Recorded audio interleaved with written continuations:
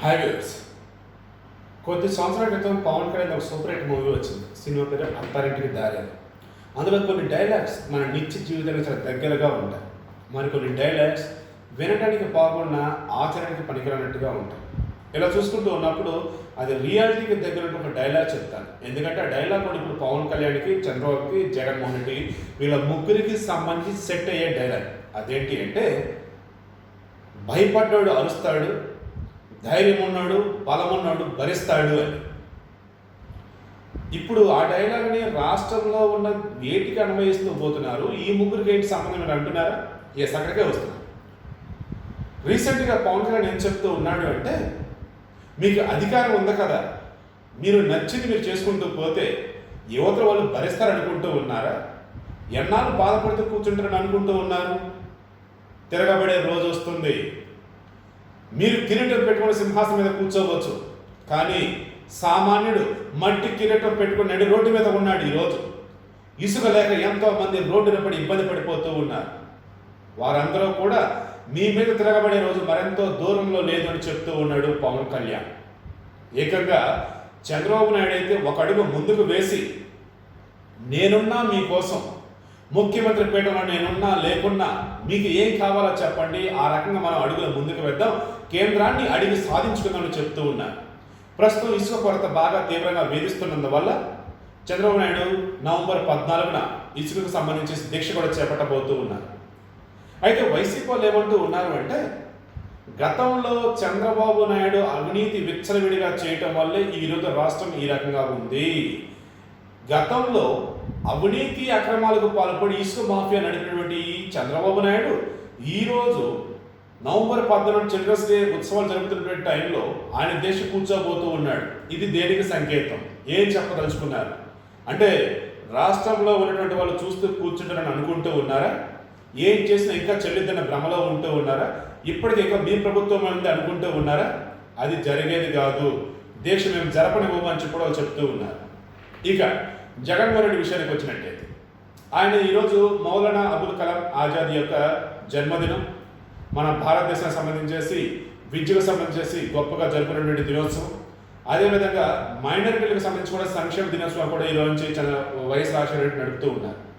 So ఇటువంటి టైంలో ఆయన ఒక కామెంట్ చేయడం జరిగింది. అదేంటి అంటే, నేను 1వ తరగతి నుంచి 8వ తరగతి వరకు ఇంగ్లీష్ మీడియం అని చెప్పగానే ఒక్కసారిగా తెలుగు భాషకి, అమ్మ భాషకి సంఖ్యలు వేస్తూ ఉన్నారు, చంపుతున్నారు అన్న వేళ మాట్లాడుతూ ఉన్నారే. మాట్లాడుతున్న వారంతా కూడా వారి పిల్లల్ని ఏ మీడియంలో చదివించారు? వారి పిల్లలు ఇప్పుడు ఎక్కడ చదువుతూ ఉన్నారు? ఏ మీకో న్యాయం, పేదవాడికో న్యాయమా? ఏ మీ పిల్లలు బాగుండాలి, మిగతా పిల్లలు మాత్రం ఇక్కడ పనులు చేసుకుంటూ ఉండాలా? ఏమయ్యా, నేను పేదవాడి బాగు కోసం అప్పు చేసి కష్టాల పాల్గొతున్న పేదవాళ్ళని చూసి వారి మంచి కోసం నేను ఇంగ్లీష్ మీడియం తీసుకొస్తూ ఉంటే, ఈరోజు నేనేదో అమ్మ భాషను చంపేస్తానని చెప్పి, తెలుగు భాషని హింసిస్తానని చెప్పేసి ఇష్టం వచ్చిన రీతిలో వ్యాఖ్యానాలు చేస్తూ ఉన్నారే, రాతలు రాస్తూ ఉన్నారే. ఏమిటి, ఏం చెప్దామని అని అటు చంద్రబాబు నాయుడిని, పవన్ కళ్యాణ్ని, రాసిన పేపర్ల వాళ్ళని, చివరికి ఉపరాష్ట్రపతి గారైనటువంటి వెంకయ్య నాయుడు గారిని సైతం వదలలేరు. ఎందుకంటే ఈ మధ్యలో ఆయన కూడా తెలుగు భాష ఉండాలి అంటే ఖచ్చితంగా తెలుగు మీడియంలోనే విద్య అనేది ఉండాలని ఆయన కూడా చెప్తూ ఉన్నారు. వారందరూ కూడా ఇక్కడ ప్రశ్నిస్తూ ఈయన జగన్మోహన్ రెడ్డి అదే ఇక్కడ అంటూ ఉన్నాడు. మీ పిల్లలు ఎందులో చదువుతున్నారో ఫస్ట్ చెప్పండి, అసలు మనం మాట్లాడదాం అంటున్నారు. ఏకంగా పవన్ కళ్యాణ్ అయితే ఒక అడుగు ముందుకు వేసి, అయ్యా పవన్ కళ్యాణ్ గారు, మీకు 3 పెళ్ళిళ్ళు అయినట్టున్నాయి, పిల్లలు కూడా 4-5 ఉన్నట్టున్నారు. మీ పిల్లలు ఏ మీడియంలో చదువుతూ ఉన్నారు? ఏ మీ పిల్లలు చదివే మీడియంలో పేదవాడి పిల్లలు చదవకూడదా? మీ పిల్లలు చదివితేనేమో తెలుగు భాష బతుకుతుందా? మిగతా పిల్లలు ఇంగ్లీష్ మీడియం చదివితే తెలుగు భాష చనిపోతుందా? తెలుగు భాష అనేది ఉంచుతూనే ఇంగ్లీష్ భాషను కూడా అందరికీ అందిస్తూ ఉన్నాం. కాంపిటేటివ్ వరల్డ్లో బ్రతకడానికి, వారికి చేయూతనివ్వడానికి మేము ఈరోజు స్టెప్ తీసుకుంటూ ఉన్నాం. చివరికి మీరు ఈ రకంగా అంతా అంటూ ఉన్నారు కాబట్టి మీ అందరి గురించి ఆలోచించుకోవడం కాకుండా ఏకంగా భాష గురించి అక్కడ నేను తీసుకునే స్టెప్ వైజ్ కూడా నాకంటూ ఒక క్లారిటీ ఉండాలి. కాబట్టి ఇక మీదట 1వ తరగతి నుంచి 6వ తరగతి వరకే ఇంగ్లీష్ మీడియం అనేది ఉంటుంది, అథవా తెలుగు మీడియం అనేది ఉంటుంది. అది కూడా కొంతమంది ఏం చెప్తూ ఉన్నారంటే వైసీపీ మంత్రులు కూడా అటు తెలుగు మీడియం ఇటు ఇంగ్లీష్ మీడియం రెండు ఉంటాయని, దేనిలో చదువుకుంటే దానిలో చదువుకోవచ్చని, కాకపోతే 1 నుంచి 6వ తరగతి వరకు ఉన్నటువంటి ఎక్కువ పాఠశాల ఇంగ్లీష్ మీడియం ఉంటుందని వీళ్ళు చెప్తూ ఉన్నారు. సో వారు ఏదైతే అనుకున్నారో దానికంటూ జస్టిఫికేషన్ ఇస్తూ వైసీపీ వాళ్ళు ఉంటూ ఉన్నారు. మరొక పక్క టీడీపీ వాళ్ళు కావచ్చు, జనసేన వాళ్ళు కావచ్చు, వారేం చెప్తూ ఉన్నారు అంటే ప్రభుత్వంలో ఉన్నటువంటి వాళ్ళు తీసుకునే నిర్ణయాలు ప్రజాక్షేమాన్ని కోరుకునే విధంగా, ప్రజా సంక్షేమాన్ని కాంక్షించే విధంగా ఉండాలి తప్ప కేవలం వారి స్వలాభం కోసమో, వారి అన్యాయంగా దోచిపెట్టడం కోసమో, రాష్ట్ర ఖజానాన్ని కొల్లగొట్టడం కోసమో, వారి పార్టీ వారి మెప్పు పొందేలాగా, వారి పార్టీ వారికి మేలు చేసేలా ఉండటం గురించి మాత్రం ఉండకూడదు. అందుకే 2 నెలలు 3 నెలలు భరిద్దాం అనుకున్నాము, భరించాము. కానీ ఒక పక్క ఇసుక కొరత వల్ల ఆత్మహత్యలు, మరొక పక్కేమో విచ్చలవిడిగా వైసీపీ వాళ్ళు ఎక్కడ పడితే అక్కడ రంగులు వేస్తూ ఉండటాలు, జాతీయ పతాకాన్ని కూడా వైసీపీ రంగులతో ముంచేయటాలు, మరొక పక్కేమో గ్రామ వాలంటీర్లు, వార్డు వాలంటీర్లు 90% మన వాళ్ళని చెప్పి బహిరంగంగా చెప్పుకోవటాలు, గ్రామ సచివాలయ సంబంధించిన పేపర్ లీక్ అయిందని నెత్తినో మొత్తుకుంటూ ఉన్నా సరే పేపర్ సక్రమంగానే ఉంది అని చెప్తూనే మరొక పక్క విజయసాయి రెడ్డి 50% మన వాళ్ళే ఉన్నారు, వైసీపీ వాళ్ళే గ్రామ సచివాలయానికి సంబంధించి కూడా అన్ని చెప్తూ ఉండటం. ఇంత ఓపెన్గా మీరు చెప్తూ ఉన్నా సరే మేము నోరు మూసుకొని కూర్చోవాలా, మీరు చేస్తున్న పనులను చూసి మేము సహిస్తూ ఉండాలా, ఏమిటిది అని చెప్పేసి ఇటు పవన్ కళ్యాణ్ ప్రశ్నిస్తూ ఉంటే, పవన్ కళ్యాణ్ అనే వ్యక్తి చంద్రబాబు ఎట్లా చెప్తే అట్లా ఆడుతూ ఉండేటువంటి ఆటలో ఒక మనిషి అన్న వేళ వైసీపీ వాళ్ళు అంటూ ఉన్నారు. మరో పక్క చంద్రబాబు నాయుడు ఏది చెప్తే దానిని మారు మాట్లాడకుండా పాటించి ఇంప్లిమెంట్ చేసే వ్యక్తి పవన్ కళ్యాణ్ అంతే తప్ప ఈరోజు కొత్తగా పవన్ కళ్యాణ్ వేరు, చంద్రబాబు నాయుడు వేరు కదా అంటూ ఉన్నారు.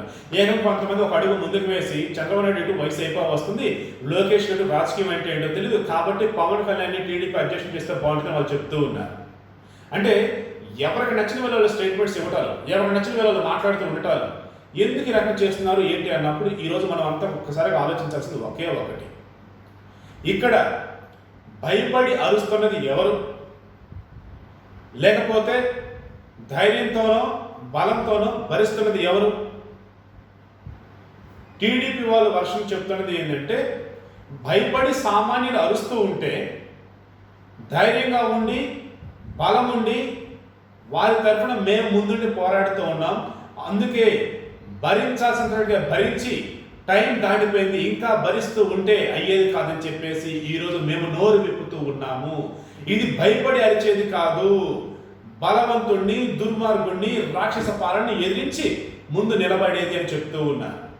In the sense Pawan Kalyan, Chandrababu ఏం చెప్తూ ఉన్నారు అంటే ఎవరైతే భయపడి అరుస్తూ ఉన్నారో వారి తరఫున వారి గొంతు మేమై ముందు నిలుచు ఉన్నటువంటి మనుషులు మేము అని వీళ్ళు చెప్తూ ఉన్నారు.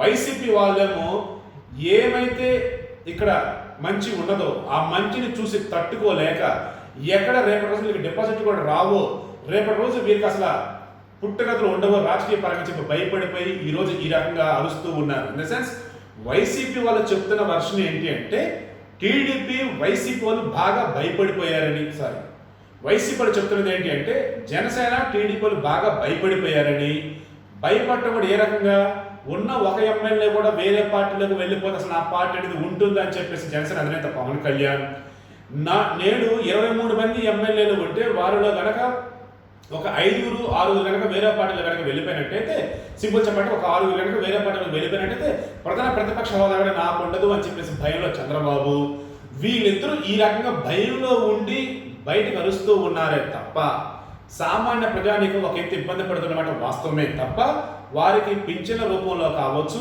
అమ్మఒడి కావచ్చు, రైతు భరోసా కావచ్చు, వాహన మిత్ర కావచ్చు, అన్ని రకాలుగా కూడా వారికి మేము ఇవ్వాల్సినంత బెస్ట్ ఇస్తూనే ఉన్నాము, ఎక్కడ ఎవరైనా ఇబ్బంది పెడతాం లేదు. సో వైసీపీ వాళ్ళ వర్షన్ ప్రకారం ఈరోజు భయపడి అరుస్తూ ఉన్నది టీడీపీ జనసేన వాళ్ళు అని. టీడీపీ జనసేన వాళ్ళ వర్షన్ ఏంటి? భయపడి ప్రజలంతా ఆర్తనాదాలు పెడుతూ ఉంటే, అరుస్తూ ఉంటే వారి గొంతు మేము ముందుకు వచ్చి వీళ్ళు అంటూ ఉన్నారు. ఇప్పుడు మీరు చెప్పండి, వినాల్సినంత విన్నారు, సినిమాలు ఎన్నో మీరు చూస్తుంటారు, వాస్తవ పరిస్థితులు ఎన్నో కూడా మీరు గమనిస్తూనే ఉన్నారు. నిజంగా రాష్ట్రంలో భయపడి అరుస్తున్న వాళ్ళు ఎవరు? బలం ఉంది కదా, అధికారం ఉంది కదా దౌర్జన్యం చేస్తున్నది ఎవరు? బలమున్నా అధికారం లేకపోయినా మనకు బలం ఉంది, అదేవిధంగా పలుకుబడి ఉంది అని చెప్పి ఆ రకంగా రాజకీయం నడిపిస్తూ ఉన్నది ఎవరు? ఈ వేళ ఒక్కసారి మీరు ఆలోచించి మీ అభిప్రాయాల్ని కామెంట్ రూపంలో ఖచ్చితంగా తెలియజేస్తారని ఆశిస్తూ ఉన్నాను. మరొక పక్క కార్తీక మాసం వేళ అందరూ కూడా ఆ శివుడిని ఆరాధిస్తూ ఉంటారు, శివకేశ్వరుని పూజిస్తూ ఉంటారు. మరొక్క మారు మీరు ఎప్పుడైనా గుళ్ళకి వెళ్ళినప్పుడు కావచ్చు, ఇంట్లో పూజ చేస్తూ ఉన్నప్పుడు కావచ్చు, ఒక్కసారి మనస్ఫూర్తిగా అంతఃకరణ శుద్ధితో మీరు ఆలోచించండి. రాజకీయం అంటే ఏంటి, పాలన అంటే ఏంటి, అదేవిధంగా నాయకుడు అంటే ఎవరు ఏంటి, అప్పుడు మీకు తెలుస్తుంది నిజంగా వీళ్ళు సినిమాలో డైలాగులు చెప్పి బ్రతుకుతూ ఉన్నారా, లేదంటే నిజంగా ప్రజల యొక్క ఆర్తనాదాల్ని ప్రభుత్వానికి వినిపిస్తూ వారి తరఫున పోరాడుతూ ఉన్నారా, నిజంగా వీరే పాలకుల, వీరే నాయకుల, లేకపోతే అధికారం వచ్చుకుని ఇష్టం వచ్చిన రీతిలో అవతల వాళ్ళు చేస్తూ ఉన్నారా ఏంటి అనేది మీకు అందరూ తప్పకుండా క్లారిటీ అనేది వస్తుంది. సో నేను ఏదో ఒక సినిమా డైలాగ్ చెప్పి ఇదంతా స్టార్ట్ చేశాను, కానీ ఎండింగ్ వచ్చేసరికి ఏం చెప్పాను అంటే నిజంగా భయపడుతున్నది ఎవరు, నిజంగా దౌర్జన్యం చేస్తున్నది ఎవరు, నిజంగా ప్రజల పక్షాన పోరాడుతున్నది ఎవరు, నిజంగా ప్రజలకు ఇవ్వాల్సినటువంటి ఇస్తున్నది ఎవరు ఏంటి అనేది ఒకసారి మీరు ఆలోచిస్తారని నేను ఈరోజు ఈ రకంగా మీకు చూడటం జరుగుతూ ఉంది.